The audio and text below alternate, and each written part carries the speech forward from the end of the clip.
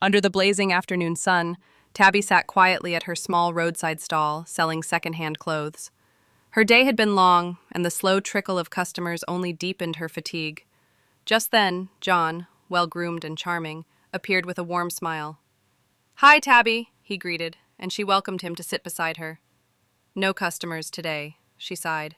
"Help me pack these clothes, we can go to my place." John chuckled, teasing about finally seeing her house. They shared subtle glances, their hands brushing occasionally as they packed the garments, music softly playing from her phone. Excitement bubbled beneath the surface, unspoken but deeply felt. As they walked together through dusty streets toward her home, laughter danced between them.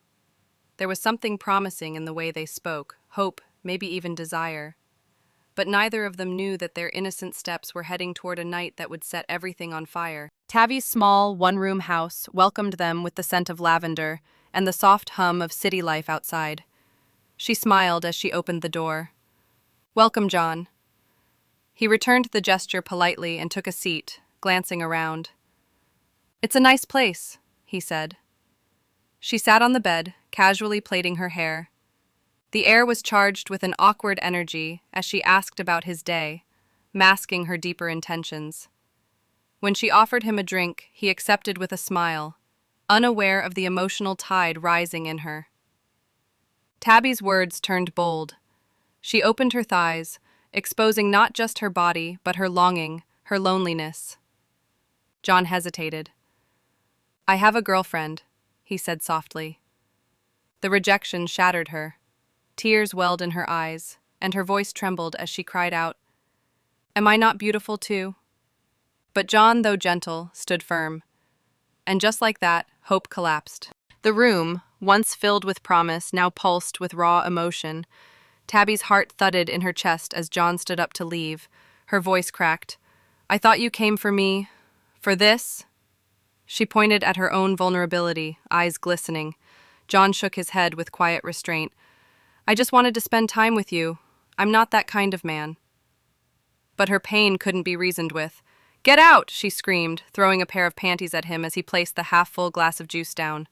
He turned away, leaving her sobbing face buried in a pillow, fists pounding in frustration.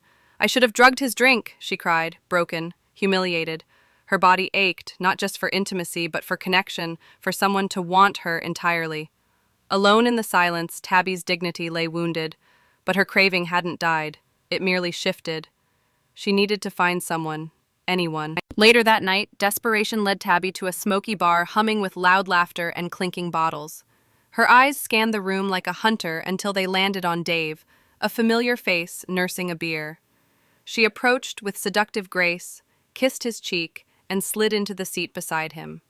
"Tonight, I'm yours," she whispered. Dave lit up, hope glinting in his tired eyes. But before the chemistry could deepen, a dark shadow loomed, Simon.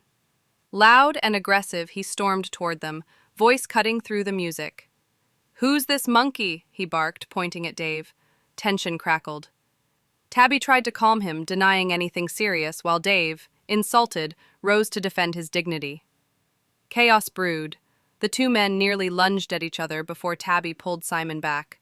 "Let's go," she begged, craving peace over pride. Simon smirked at Dave in victory, his arm wrapped around Tabby's waist like she was his trophy. The night turned chaotic. At Dave's house, silence was shattered as he yanked Tabby from the bed, panic flooding his voice.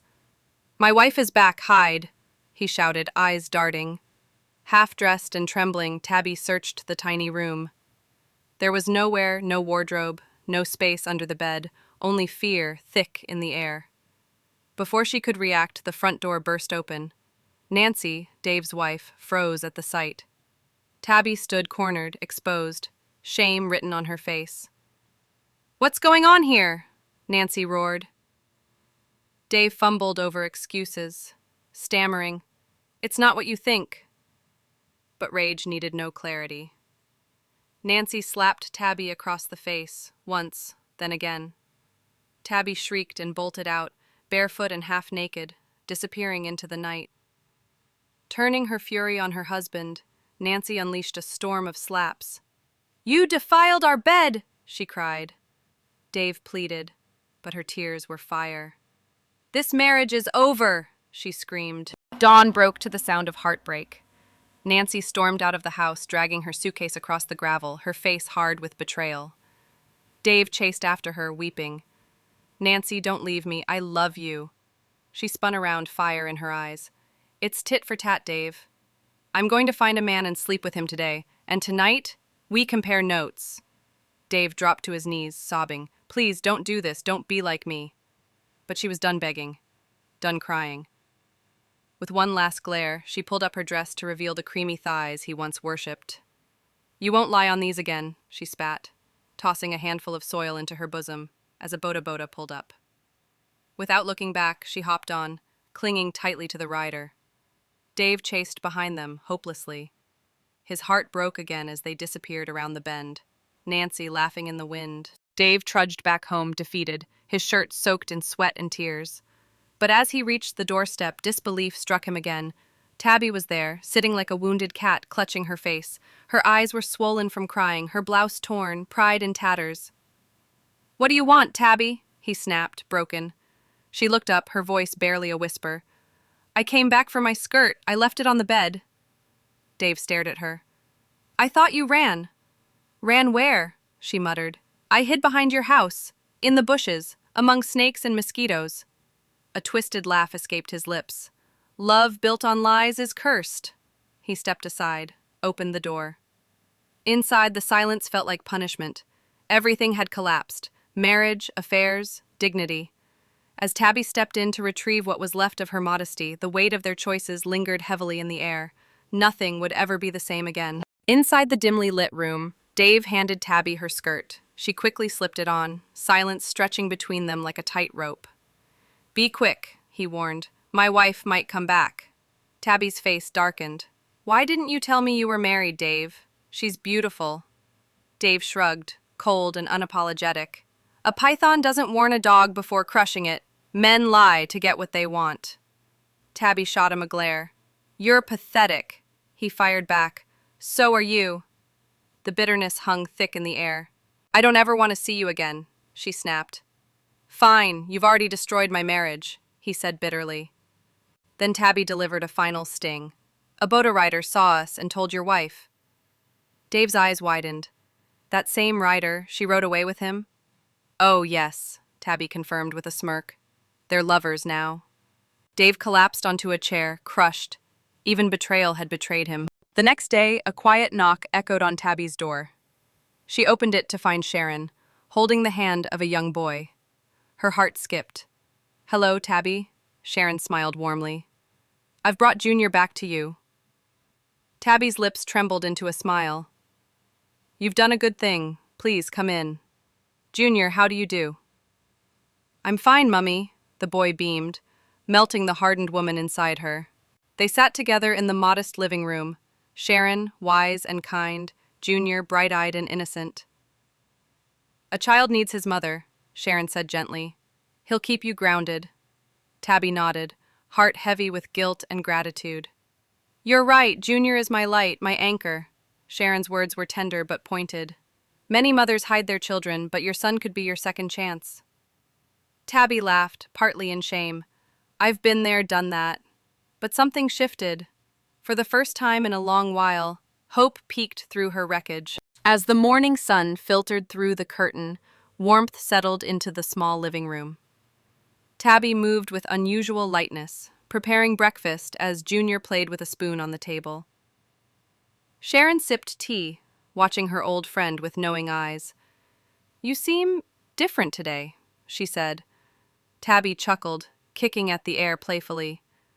I think I like married men too much, she joked, half-truth lingering beneath the laugh. Sharon raised an eyebrow. You're a devil woman, she teased, but her voice softened. Still, storms don't last forever. You've survived this one, Tabby. Now it's time to change. Tabby paused, looking at Junior. Maybe this time I will, she said, more to herself than anyone else. Outside, the world moved on. Inside, a woman wounded by love, lies, and loneliness stood at a new beginning. For once, she wasn't chasing a man. She was clinging to something far more valuable. Redemption. Days passed, and Tabby embraced motherhood with a new rhythm. waking early, making porridge, walking Junior to school. The streets that once whispered seduction now echoed with routine. Yet inside her, echoes of guilt and shame still lingered like ghosts in the corners. One afternoon, as she folded clothes at her stall, a man approached, calm, respectful, unlike the others. "You must be Junior's mum," he said gently, smiling at the boy's school badge on her apron. "I'm his new teacher." Tabby smiled shyly, surprised by the kindness in his voice. They talked briefly, school performance, parent meetings, but she noticed something rare. He wasn't staring at her thighs, but into her soul. When he walked away, something fluttered in her chest. It wasn't lust or longing. It was peace. Maybe, just maybe, the universe was offering her not punishment, but healing. And for the first time, she felt ready to receive it.